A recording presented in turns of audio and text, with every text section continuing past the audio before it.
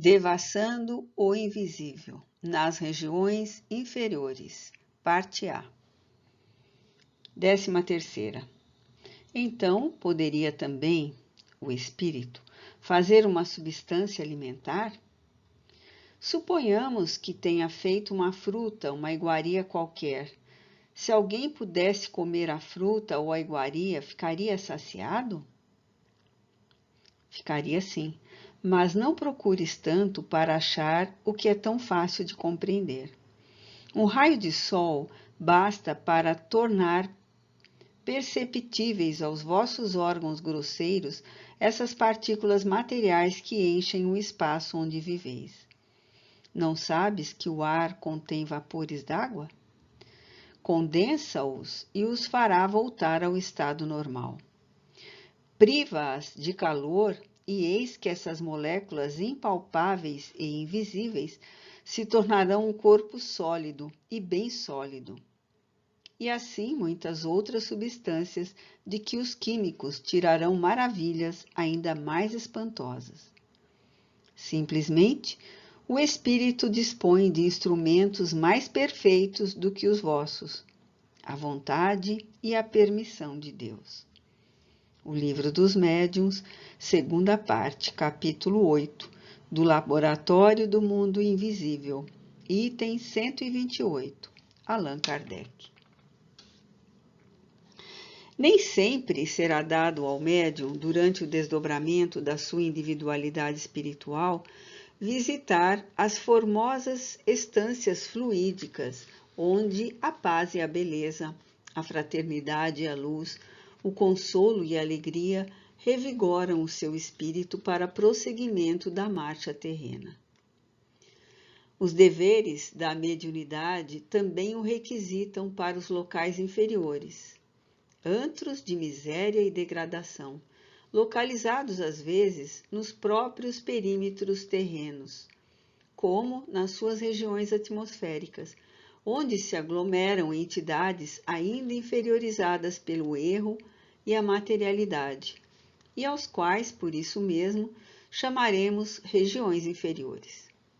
Nesses locais, de que os bairros miseráveis de uma grande cidade darão ideia aproximada, exercerão os médiuns, acompanhados sempre de seus guias e instrutores espirituais, tarefas melindrosas nos setores da legítima fraternidade, podendo-se mesmo asseverar que nesse delicado exercício espiritual é que se acentua a significação da sua qualidade de médium ou intermediário. Esses agrupamentos de entidades desajustadas, aos quais se tem denominado regiões inferiores, por não se conhecer outro vocábulo que melhor os defina e retrate, tanto poderão existir no espaço, dentro da densidade atmosférica, como na própria Terra, pois estarão sempre onde se encontrarem as entidades que os compõem.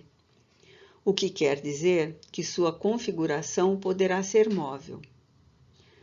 Suponhamos uma das favelas de má fama aqui no Rio de Janeiro, cujos habitantes se mudassem, ora para Copacabana, ora para a Cinelândia, ora para Jacarepaguá ou para o Pão de Açúcar.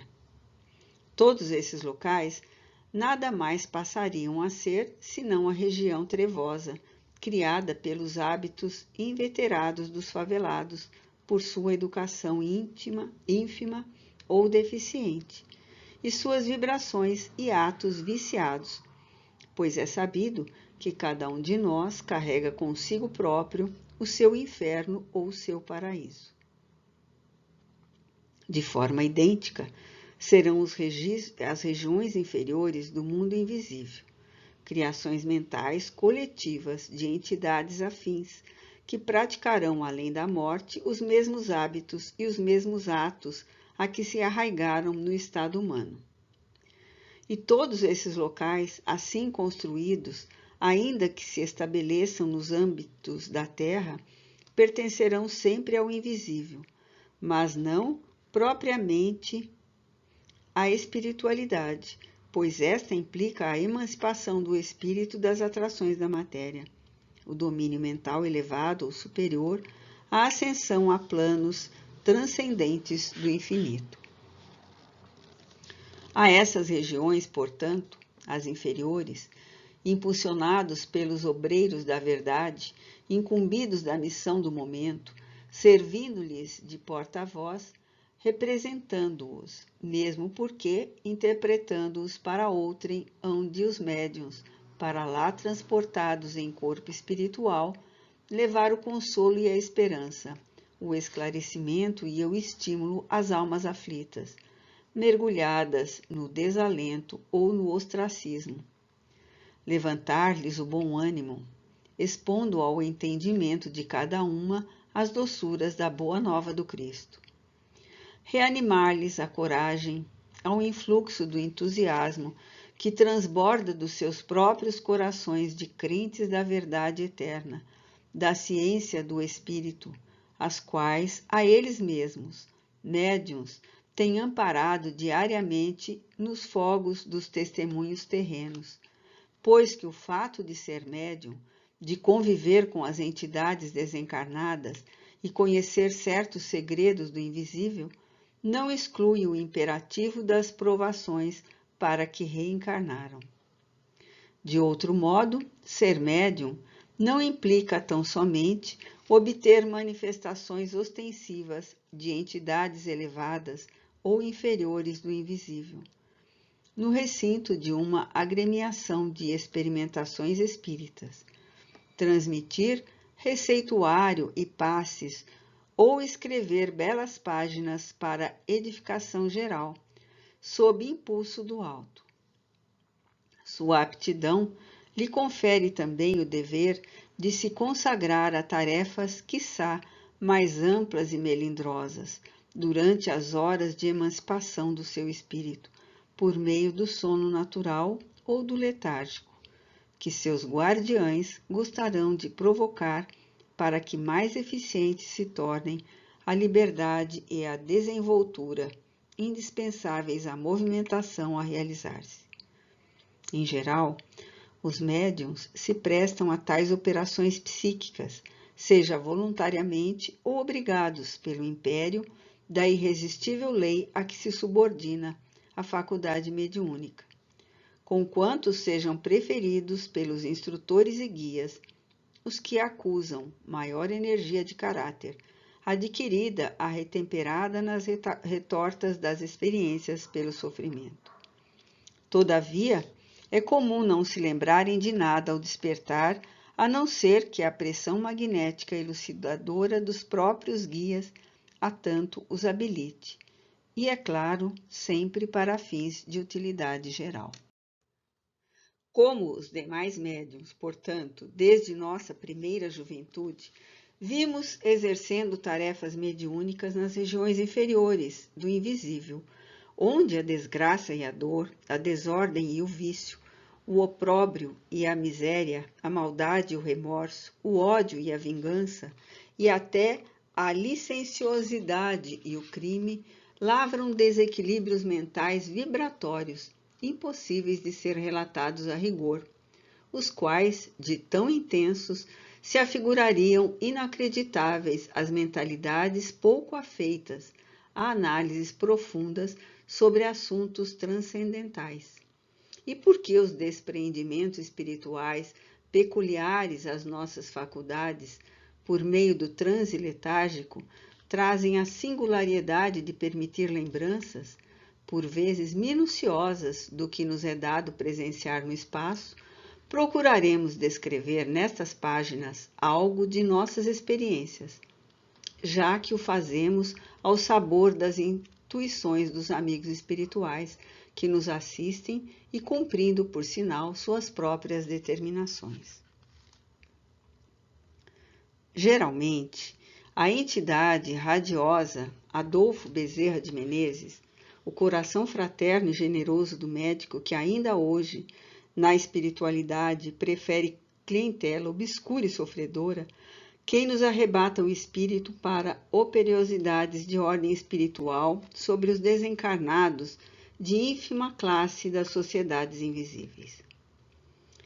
Os mentores hindus preferem levar seus pupilos, geralmente discípulos espirituais, a regiões paradisíacas do espaço, onde lhes proporcionam visões e panoramas de arrebatadora beleza, a título de estímulo para o progresso e lições preciosas, muito embora, para tais realizações, lhes exijam disciplinas tão severas que recordam o preparo austero da iniciação antiga.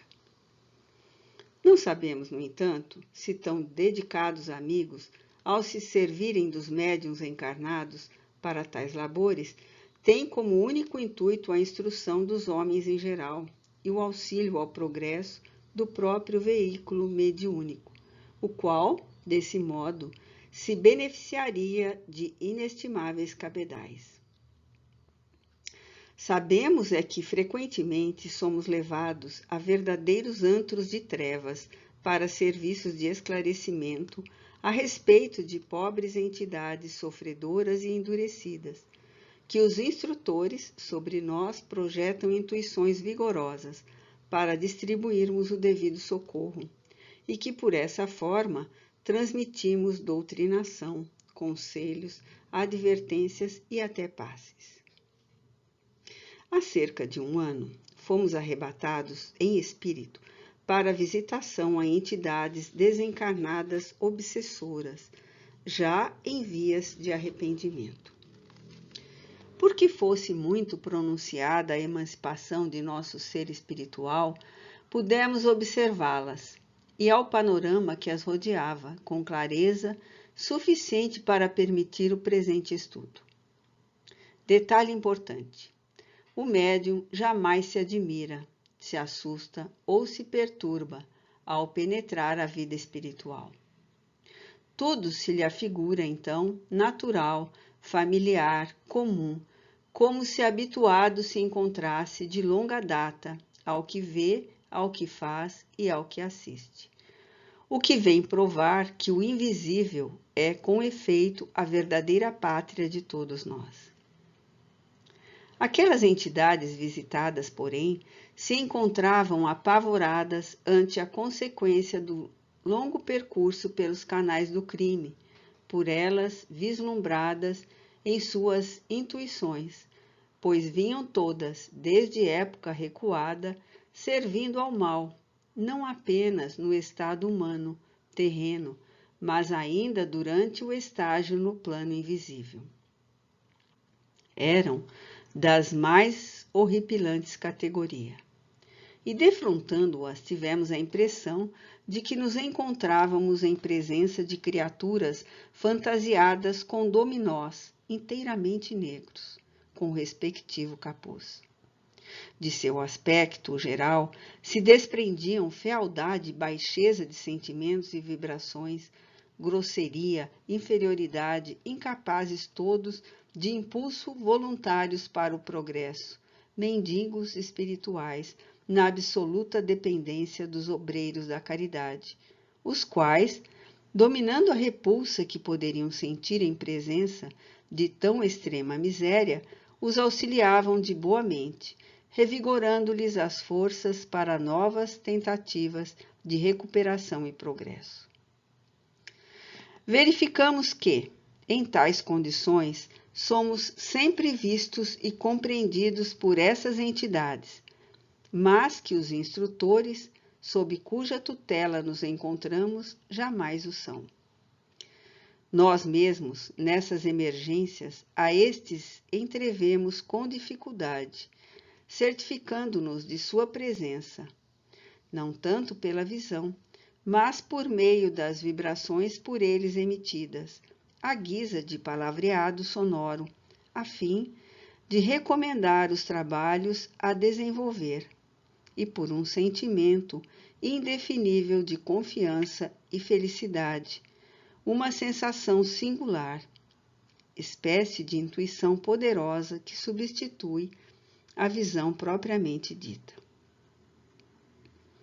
Eram cerca de 10 as entidades então visitadas. Encontravam-se como aprisionadas em pequeno e miserável compartimento, em promiscuidade chocante. Haviam sido homens, quando encarnados, conservando seus espíritos agora, por isso mesmo, os característicos masculinos. Vibratoriamente, encontravam-se muito fracas, como alguém em convalescença de grave enfermidade, apavoradas, desencorajadas para o recurso da oração, porque ainda ímpios os seus sentimentos, temerosas de se verem em presença de Deus, porque certas de própria culpabilidade, atormentadas pelas visões alucinatórias dos crimes praticados. Essas visões, frutos das suas vibrações mentais, nós as víamos tão bem quanto elas próprias, infestando o perímetro em que permaneciam. Eram dramáticas, contendas lutas corporais, assaltos, seduções de menores, roubos, assassínios, obsessões, suicídios, ou obscenas, sórdidas, vis, maléficas, atrozes. Desesperados, esses infelizes se debatiam encobrindo os olhos com as mãos ou ocultando a cabeça com os braços ou com os trapos que sempre encontravam ao alcance, na ingênua suposição de que, assim agindo, se furtariam ao horror das próprias ações passadas, a ecoarem nos refolhos da consciência, como se pirogravadas estivessem nas suas sensibilidades mentais. Estiravam-se, chorando, em tumultuoso vozerio, sobre como um tablado imundo, em promiscuidade repulsiva. Refugiavam-se por entre coberturas esfarrapadas, aos gritos e uivos de revolta e horror, quais verdadeiros loucos em momento de aflitivas crises. Levantavam-se em seguida, sem jamais lograrem repouso, os olhos em fogo, dilatados como se tocados de assombro, os cabelos eriçados, o corpo, perispirítico, tremente, como sacudido por violento nervosismo, os dentes cerrados, como se dolorosos ataques epiléticos se anunciassem irremediáveis. Quanto às vestes, quando não se apresentassem com os já mencionados dominós negros, eram rotas e imundas, empapadas de sangue ou de lama, a exibir as fases da putrefação cadavérica, ou de matérias asquerosas, como o pus e o sangue putrefato. Um fétido, nauseabundo e pestilento, tresandava deles, repugnando também a nós outros, de início, para desaparecer depois da sensibilidade do nosso olfato. O solo do compartimento em que se detinham, espécie de quarto ou sala de muito pequenas dimensões, com uma janela gradeada à esquerda e uma porta à direita, era tão imundo quanto eles próprios, igualmente empapado de sangue e humores fétidos, a tal ponto que os infelizes se horrorizavam de si mesmos, sentindo-se tolhidos, amesquinhados, incapazes de reagir contra tão miserável estado de coisas. A porta deitava para um pequeno terreno e permanecia aberta, permitindo passagem aos prisioneiros, caso desejassem sair. Ocorria, no entanto, um fato curioso. Os pobres voluntariamente permaneciam naquele covil, presidiários de si mesmos, isto é, do próprio passado.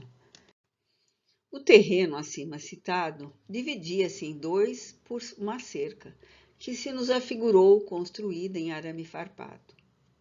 No trecho à esquerda, para o qual deitava a porta, erguia-se uma cobertura tosca, espécie de pequeno galpão, muito sólido aos nossos olhos, onde uma mulher de cor negra, espírito desencarnado, voluntariamente materializado em serviços de resgates ou beneficência. Lembrando o tipo das antigas escravas africanas ao tempo do Império, sorridente e simpática, deixando entrever certa luminosidade no seu envoltório perispirítico, parecia cozinhar para os habitantes locais. Sentimos o aroma apetitoso da comida e espionamos. preparada em grandes tachos de cobre, como os que se usavam outrora para o fabrico doméstico da goiabada, afigurou-se ao nosso entendimento tratar-se de leguminosas e hortaliças, as quais se nos desenharam à visão como alfaces, tomates, cenouras, batatas, azeitonas, cebolas, ensalada. Esse local era agradável pela presença da negra, em que, com efeito, reconhecemos espírito operoso pelos labores de vigilância a favor dos delinquentes confiados à sua guarda, como pela visão das iguarias que nos pareciam saborosas.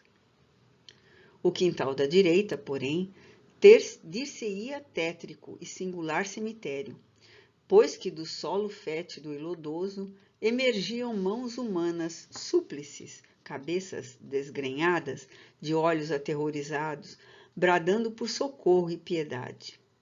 Cadáveres estirados a se desfazerem em sangue e matérias putrefatas que encharcavam a terra, e braços e pernas humanos dispersos por aqui e por ali. Visão macabra que perturbaria a mente do vidente se tais serviços o médium não fosse previamente fortalecido por assistência especial. Ora, conhecedores da existência desses extravagantes cemitérios, os criminosos, apesar dos remorsos alucinadores, preferiam a permanência indefinida no pequeno compartimento a tentarem a fuga, pois sabiam que teriam de cruzar o cemitério e divisar naqueles impressionantes despojos as vítimas da sua maldade de homicidas e obsessores que haviam levado, igualmente, tantas criaturas incautas à prática de homicídios e ao suicídio. À nossa chegada, um dos prisioneiros, exatamente daqueles trajados de dominó negro, aproximou-se como que nos recebendo. Notamos que esse já não trazia capuz, sinal de melhoria de vibrações. Seu semblante, muito visível à nossa observação, indicaria um homem que houvesse falecido aos 50 anos, e mostrava-se branco marmóreo e infinitamente triste, como marmóreas se apresentavam também as mãos largas e compridas. Compreendemos que ele absolutamente não distinguia Bezerra de Menezes, mas somente a nós. Nenhum pavor ou sobressalto perturbou nossa confiança. Sentimos-nos antes possuídos de grande compaixão e desejo de auxiliar. Ele, porém, falou com voz e modos rudes e impertinentes, como pessoa de pouca educação. Tenho fome. Por que não me trazem um verdadeiro almoço? Oh, há quanto tempo não posso comer? Lágrimas lhe corriam dos olhos. O infeliz, materializado ainda e espiritualmente desajeitado e tardo, realmente sofria o suplício da fome.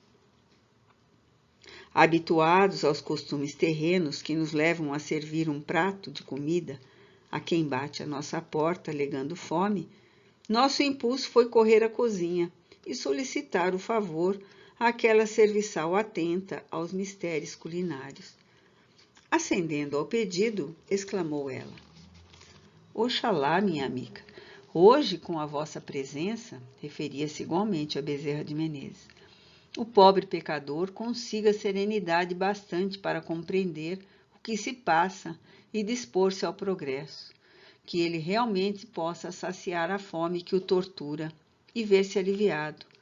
Eis o meu maior desejo. Tomamos do prato, no qual se viu um almoço belo e magnífico, com legumes cheirosos, e nos encaminhamos para o quarto, sem prever qualquer incidente, antes persuadidos de que a tortura do infeliz irmão seria de todo removida. O ex-obsessor arrebatou de nossas mãos, ensofrido e faminto, e levou a colher à boca, sem mais rodeios, como teria feito uma pessoa encarnada. Subitamente, porém, repudiou o prato com asco e horror, arremessando-o longe, e entrou a chorar e a lamentar-se entre uivos e imprecações de verdadeiro réprobo. Sem nos poder eximir a uma forte impressão de assombro, verificamos que os apetitosos legumes haviam desaparecido do prato, mas que, em seu lugar, espalhados em torno, viam-se postas de carne humana, línguas, mãos, dedos, orelhas, corações, pés e cabeças. Acudia a boa vigilante, compungida e explicativa, enquanto o réprobo se desfazia em prantos de demente e os companheiros de infortúnio procuravam esconder-se. São as recordações do calaginoso passado, alimentadas por cruciantes remorsos que os levam a encontrar vestígios de suas vítimas onde quer que estejam e em tudo o que venham e fazem, sob a intensidade da autossugestão que já descambou para uma desconcertante autoobsessão. Todo o ambiente que distingues aqui, minha irmã, excetuando-se a cozinha, é criação mental vibratória destes 10 criminosos, cujo caráter começa a ser desafogado das ondas da perversão pelas dores do remorso. Não existe aqui cemitério nem prisão, como não há imundícies na expressão formal do termo, tais como os entendem os encarnados. Eles, porém, criam e mantêm tal ambientação, concretizando-a, sem o saberem, com as próprias forças mentais, na retrospecção de atos passados, e vivem nela, dentro da mais positiva realidade, sem mesmo saberem avaliar a profundidade e importância do fenômeno que se estabelece. A própria fome que os tortura nada mais representa do que o estado de suas consciências feridas pelos atos passados. Estes pobres sofredores de hoje, quando encarnados, assassinaram pais de família para roubar, e como obsessores, uma vez desencarnados, levaram outros tantos ao suicídio, ao homicídio, etc. Ora, muitas das suas vítimas deixaram viúvas e órfãos na miséria, padecendo necessidades extremas. Eles sabem disso, e recordando os órfãos famintos, sentem o reflexo consciencial e padecem 1000 torturas e ultrajes. A fome, inclusive, enquanto veem, em visões macabras, os despojos que suas armas assassinas levaram ao túmulo. A si próprios castigam, pois como uma severidade satânica, uma justiça implacável.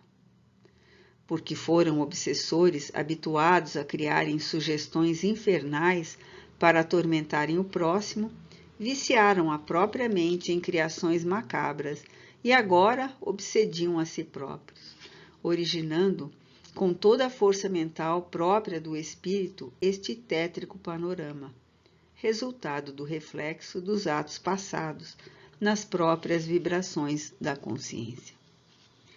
Enredaram-se de tal forma nos delitos cometidos que agora veem, sentem e descobrem tudo quanto possa evocá-los e revivê-los. Não, ninguém os castiga a não ser a consciência deles mesmos, desarmonizada com o bem, na desoladora convicção em questão, de que muito e muito transgrediram as leis do amor e da fraternidade. Muitos caridosos filhos de Deus, mesmo da terra, até eles vêm, em visitação piedosa, oferecer-lhes o reconforto de orações e conselhos amorosos, tentando aliviá-los da tensão opressiva em que se encontram e encorajá-los aos trabalhos do progresso que serão árduos. Até agora, porém, não se animaram a atender a tão preciosos incentivos, bloqueados como se encontram pela complexidade deplorável dos próprios impasses. A reencarnação ser-lhe-ás refrigério salutar, dado que por ela protegidos esquecerão parcialmente o tenebroso passado, daí advindo vigores novos e serenidade para os empreendimentos da expiação e do resgate. Certamente compreenderás em que estado lastimável renascerão sobre a terra, modelando um corpo carnal aos empuxões vibratórios das mentes doentias que presencias. Serão inevitavelmente auto-obsediados, incuráveis, desde o nascimento, pois tanto atormentaram o próprio no pretérito, conforme dissemos, com o produto maléfico das próprias mentes, que o malefício, viciando-as, reduziu ao que vês as suas individualidades. Destes, minha amiga, infelizmente, encontra-se repleta a sociedade terrena.